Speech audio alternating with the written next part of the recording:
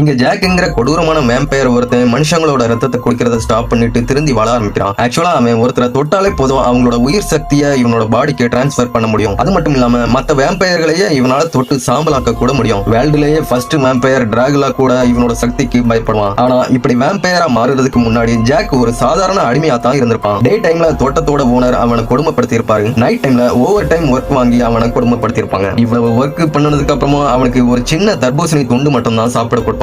ஜாக்குக்கு இந்த அடிமை வாழ்க்கை சுத்தமா பிடிக்காததால ஒரு நாள் நைட்டு அங்க இருந்து தப்பிக்க முடிவு பண்றான். அப்படி அவன் தப்பிச்சு போகும்போது அங்க பவர்ஃபுல்லான டிராகுலா வேம்பயரை மீட் பண்றான். அவனை பார்த்ததும் அவனுக்கு முன்னாடி மண்டி போட்டு நானும் உன்ன மாதிரியே வேம்பயரா மாறணும், எனக்கும் பவர் கொடுன்னு கெஞ்சி கேட்கிறான். இனி எப்படியும் நான் திரும்பி போக முடியாது, அதனால சாகத்தான் போயேன்னு சொல்றான். அதை கேட்டதும் டிராகுலா ஜாக்கோட கழுத்துல விழுந்து கடிக்கிறான். அதுக்கப்புறம் அவனோட ரத்தத்தை குடிக்க கொடுக்குறான். அடுத்த செகண்டே ஜாக்கும் வேம்பயரா மாறிடுறான். அதுக்கப்புறம் டிராகுலா திரும்பவும் ஜாக் வேலை செஞ்ச இடத்துக்கே அவனை கூட்டிட்டு போறான். அங்க ஒரு விஷயத்தை பார்த்து ரெண்டு பேரும் ஷாக் ஆகி இருக்காங்க. ஜாக் தப்பிச்சு போனதுக்காக அவனோட ஃப்ரெண்ட அந்த ஓனர் தூக்குல போட்டிருப்பான். அதை பார்த்து பயங்கர கடுப்பான ஜாக் அவனோட ஓனர் இருந்த பார்ட்டிக்கு போறான். ஜாக்க பார்த்ததும் அந்த ஓனர் அவனை திட்டுறதுக்காக வர்றான். ஆனா ஜாக் அவனுக்கு குட் பை சொல்லிட்டு அவனோட கழுத்திலேயே கடிக்கிறான். அதை பார்த்ததும் மத்தவங்க ஷாக் ஆகி வெளியே தப்பிக்க ட்ரை பண்றாங்க. ஆனா டிரைவ்ல அவங்களுக்காக வெளியே வெயிட் பண்ணிட்டு இருக்கான். அவங்க எல்லாரும் இறந்ததுக்கு அப்புறம் தான் ஜாக் கொஞ்சம் நிம்மதியா இருக்கிறான். அதுக்கப்புறம் ஜாக் டிராகுலா கூடவே அவன் இருந்த மிட் நைட்ங்கிற ஒரு இடத்துக்கு போய் வாழ ஆரம்பிக்கிறான். ஆனா அங்க இருந்த மத்த வேம்பயர்கள் அப்பாவி மனுஷங்களோட ரத்தத்தை குடிக்கிறத பார்த்து ஜாக்கோட மனசு மாற ஆரம்பிக்குது. அப்பதான் ஜாக்குக்கு ஒரு விஷயம் புரியுது. இதுக்கு முன்னாடி அவனோட ஓனருக்கு அடிமையா இருந்திருப்பான், இப்போ